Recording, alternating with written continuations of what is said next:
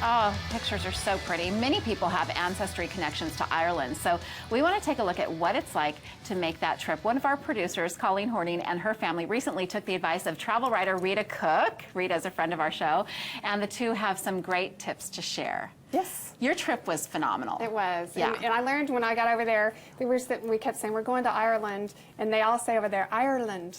Everything's Ireland. And Yeah. it's just the way they talk was beautiful. But to me, it was a coming full circle because my great-great-grandfather was from there. And I got to find out that he's from Downpatrick. And I felt like was home. It was just amazing. Oh, I mean, all the photos, I've never been, but the photos are beautiful. And Rita, you've just been raving about Ireland. Wonderful. Yeah. And we were in the Republic of Ireland too, just to make the difference between that and Northern Ireland. So. Yeah. Now, one of the things that I said, and I said to you before you left, is I said, well, I hope you're not going on some culinary adventure, because I've always heard that the food in Ireland, Scotland, that area of the world is not anything to write home about. But you said, no, you had some wonderful food. Exactly. It can be bland, which you try not to add salt, but every now and then we had to. But what I learned, and because we traveled a little bit before we met up with Rita, was that on the menus, it tells you what farm it's from. They're very supportive of the farmers. Where the eggs came from, it's grass-fed beef. I mean, everything is very organic and very healthy. It's kind of like farm to table before farm to table was a cool thing Exactly. here. Yeah. So one thing I did learn, there were some tips before we actually left to go on the trip, and then when I was on the trip.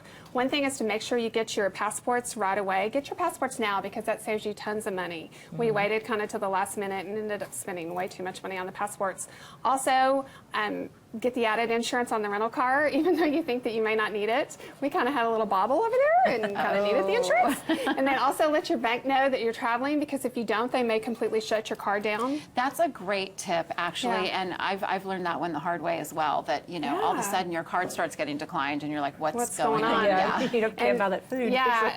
And then the other thing that we didn't realize, to ask for tax-free, you get a refund. When you're shopping, tell them that you want the tax refund in Ireland. Right. It's called VAT. Yeah, the VAT. Yeah. And that's just in Ireland? It's everywhere overseas, but they don't always give you the information. They have to give you an extra little receipt, and so we both wasted a lot of money on taxes we could have got back. Yes, Yeah. so that was a drag. One of the first places we went was Aughrim, and what was important to me about that place was that a lot of the potato famine, the Irish potato famine, happened there. And right there you'll see that was St. Kevin's Chapel. Oh, so What's so amazing is you're pretty. driving out in this countryside, everything is green, and all of a sudden you look off in the farmer's field and there's a castle or a chapel that's a ruin. Was it That's cold? the typical landscape too. It's interesting because that's our son Sterling. If you can put your hands and touch the cross, it means good luck, Celtic cross. But it wasn't cold. It really was about 45. Yeah, it was good. It was a damp, but the thing that was amazing that I did not know was to go this time of year, because there's not very many crowds. The prices are lower. It was less than $1,000 to fly over there. It was a trip that we kept putting off because we didn't think we could afford it, but we could. How long of a flight is that? It was 7 hours on the way over there, which is not that bad. That's I mean, not that bad. they give you 2 meals. It was on Aer Lingus, and it was pretty cool. But the one of the best things we have to talk about the Hawk Walk, right? Yeah, the Hawk Walk. The Hawk Walk that we got to do was at Ashford Castle. Ashford Castle. And it's a 5-star hotel. It's a lot of the castles and homes. I'm sorry, it's the 5-star hotel. Is this some place that you've stayed before, Rita? It is Yeah. actually, but this time it was under renovation. But it's amazing. This is us doing the Hawks are about to land. You actually walk and you put it, It's amazing. and the Hawks fly off, and then they come back to you like they used to, like during the Robin Hood days. I mean, And they, for some reason, they wanted to walk instead of fly when they weren't on our arm. that's I don't know. I think interesting. they were very lazy and wanted food and didn't want to find it for themselves. But yeah, that part, it was majestic.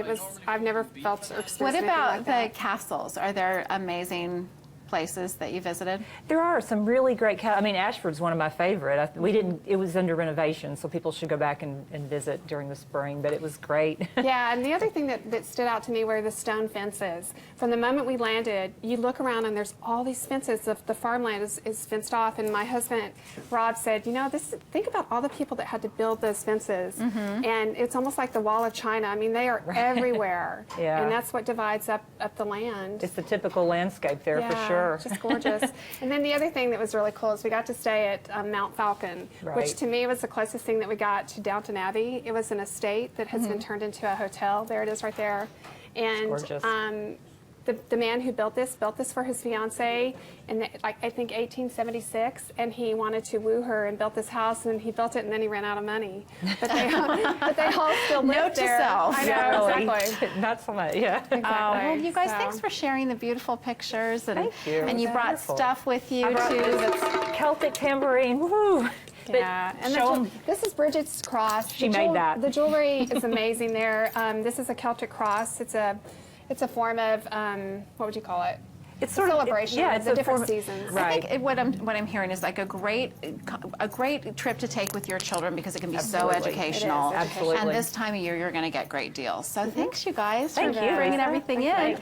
You can hear Rita's podcast, by the way, every Monday night on the Duva Show. To get connected to this website, just visit. Am I saying that correctly? You are, The Duva Show. actually. Yes, Just Duva. visit our website first at thebroadcasttv.com. Click on today's links, and we have all the info for you. We'll also have the websites for various locations in Ireland that we just shared with you today.